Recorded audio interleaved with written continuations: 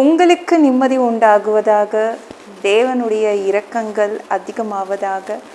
தேவன் என்ன சொல்கிறாங்கன்னா, மத்தேயு 15:28, உன் விசுவாசம் பெரிது, நீ விரும்புகிறபடி உனக்கு ஆக கடவது.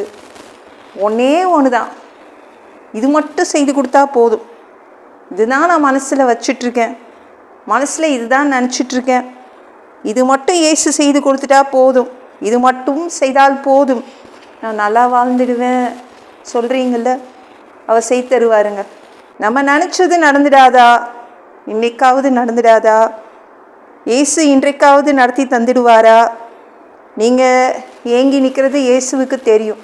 நீங்கள் ஏங்கி தான் நிற்கிறீங்கன்னு இயேசுவுக்கு தெரியும். நீங்கள் நினச்சதை அவர் நடத்திடுவாருங்க. நீங்கள் விரும்புகிறபடி உங்களுக்கு நடக்கும். இந்த ஒரு எண்ணத்தை வச்சு தானே அவர் பின்னாடி நீங்கள் சுற்றிட்டு இருக்கீங்க. அவருக்கு தெரியும் நீங்கள் எந்த எண்ணத்தை, உங்கள் மனசில் என்ன நினச்சிட்டு அவர் பின்னாடி சுற்றுறீங்கன்னு அவருக்கு தெரியும். அதனால் நீங்கள் விரும்புகிறபடி உங்களுக்கு நடத்தி தருவார். பயப்படாதீங்க. நீங்கள் விரும்புகிறபடி உங்களுக்கு இன்றைக்கி நடக்கும். இப்போ சந்தோஷமாங்க, இப்போ ரொம்ப திருப்தியாக அவர் செய்கிறாரு. மனசு ஃபுல்லாக சந்தோஷம் வந்துடும். சந்தோஷத்தால் உங்களுடைய மனசு நிரம்பி வலியும். அப்பம் கேட்டால் அப்பம் தான் தருவார், மீன் கேட்டால் மீன் தான் தருவார். அப்பம் கேட்டால் கல்லை கொண்டு வந்து கொடுக்க மாட்டாருங்க, மீன் கேட்டால் பாம்பை பிடிச்சிட்டு வந்து கொடுக்க மாட்டார். உங்கள் மனசில் என்ன நினச்சிங்களோ அதன்படி அவர் செய்து தராரு. யாராவது அமைச்சு கொடுத்துட்டாங்கன்னா எவ்வளோ நல்லா இருக்கும் அப்படின்னு கவலைப்படுறீங்களே, அதை மாதிரி யாரும் இல்லையேன்னு கவலைப்படுறீங்களே, ஏசு இருக்கார். உங்கள் வாழ்க்கை நீங்கள் நினச்ச மாதிரியே ஏசு அமைச்சு தராரு. ஏங்காதீங்க, உங்களுக்காக ஏசு இருக்காரு. தவிக்க விட மாட்டார். இது நடக்காதா, அது நடக்காதா, அப்படி நடக்காதா, இப்படி நடக்காதா, எல்லாமே நடத்தி தந்துடுவார். நீங்கள் விரும்பினபடி உங்களுக்கு நடக்கும். மத்தேயு 15:22 பாருங்களேன். ஒரு பெண் ஏசு பின்னாடியே சுற்றுறா. என்னன்னா, ஒன்றே ஒன்று, நான் இது மட்டும் ஏசு செய்து கொடுத்தா போதும்.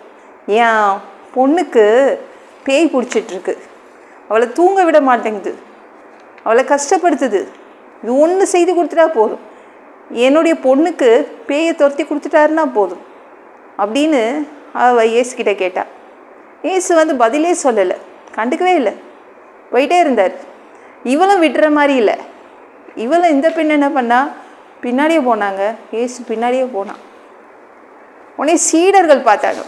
சீடர்கள் இவர் அமைதியாக இருக்கிறத பார்த்துட்டு சொன்னாங்க, இந்த பெண் எங்கே போனாலும், நம்ம எந்த ரோட்டுக்கு போனாலும் பின்னாடி வரா இயேசுவே, எந்த தெருவில் நுழைஞ்சாலும் இந்த பெண்ணும் நம்ம பின்னாடி நுழையிறா, அந்த தெருவுக்கு வந்துடுறா, ஏதாவது செய்து கொடுங்களேன், பாவம்லாம் அந்த பெண்ணுன்னு அவங்க சொல்ல ஆரம்பிச்சிட்டாங்க.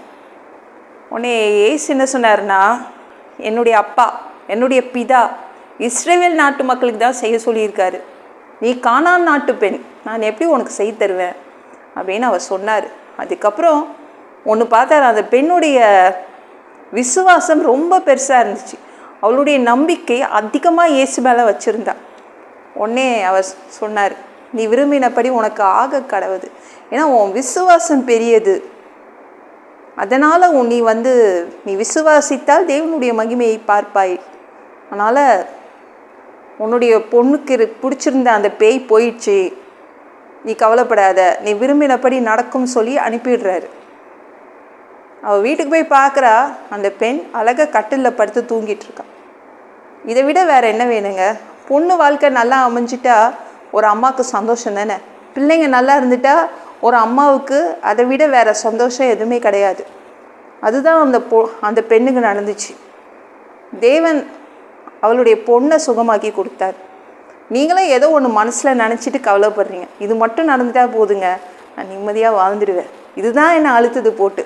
இந்த ஒன்றே ஒன்று, இது மட்டும் ஏசு நடத்தி கொடுத்துட்டா போதும், அதை தேவன் செய்து தரார். உங்கள் மன விருப்பத்தின்படி உங்களுக்கு ஆக கடவுது. இந்த வீடியோ பிடிச்சிருந்துச்சுன்னா மற்றவங்களுக்கு ஷேர் பண்ண மறக்காதீங்க. கர்த்தர் தாமே உங்களை ஆசீர்வதிப்பாராக. ஜெபம் பண்ணலாமா? பிதாவே, உங்கள் பிள்ளைங்க உங்கள் பாதத்தில் வந்திருக்காங்கப்பா. சாமி, இரக்கம் செய்யுங்க. ஒன்றே ஒன்று, இது ஒன்று, இது என்னுடைய விருப்பம், இது மட்டும் ஏசப்பா செய்து கொடுத்துட்டா நான் நிம்மதியாக இருந்துடுவேன்னு உங்கள் பிள்ளைங்க சொல்கிறாங்க. உங்கள் பிள்ளைங்க விரும்பினபடி அவங்களுக்கு நடக்கும். அதற்காக நன்றி. நீங்கள் செய்து கொடுக்க போகிறீங்க.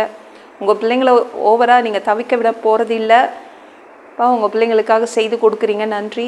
எல்லா பொல்லாத பிசாசுகள், ஏவல்கள், மந்திரங்கள், தற்கொலை ஆவிகள், பயத்தின் ஆவிகள், பலவீனப்படுத்துகின்ற ஆவிகள் எல்லாம் இயேசு என்ற பெயரினை கொண்டு துரத்துகிறேன். ஓடிப்போ. உங்கள் பிள்ளைங்களை இரத்த கொட்டிக்குள் மறைச்சிக்கோங்க. பரிசுத்த ஆவியால் நிரப்புங்க. ஞான ஸ்நானம் எடுக்கணும். ரட்சிப்பீராக. இயேசுவின் காயப்பட்ட தழும்புகளால் எல்லா வியாதிகளும், எல்லா பலவீனங்களும், கேன்சர் போன்ற வியாதிகளும் சரியாகுவதாக. சாமி, பரம்பரை வியாதிகள் சரியாகுவதாக. மனிதனாக பிறந்தா ஜீவ புஸ்தகத்தில் பேர் இருக்கணும். அப்படி இல்லைன்னா அந்த மனிதனை பிடிச்சி நரகத்தில் தள்ளிடுவீங்க. தீ எரிக்கிற இடத்துல எப்படி போய் வாழ்கிறது? பரலோகத்துக்கே அனுப்பிடுங்க. அங்கே வாழ்கிறதுக்கு ஆசைப்படுறோம். அடித்து உதச்சி திருத்தி பரலோகத்துக்கே அனுப்பிடுங்க.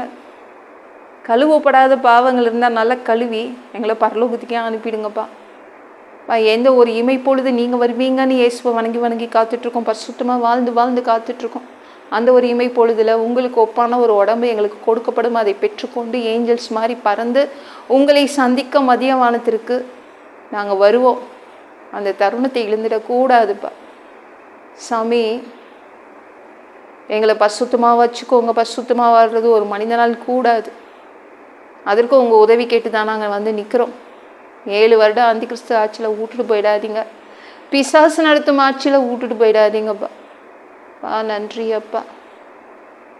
சாமி, 3வது தடவை கூட இந்த பூமிக்கு வருவீங்க.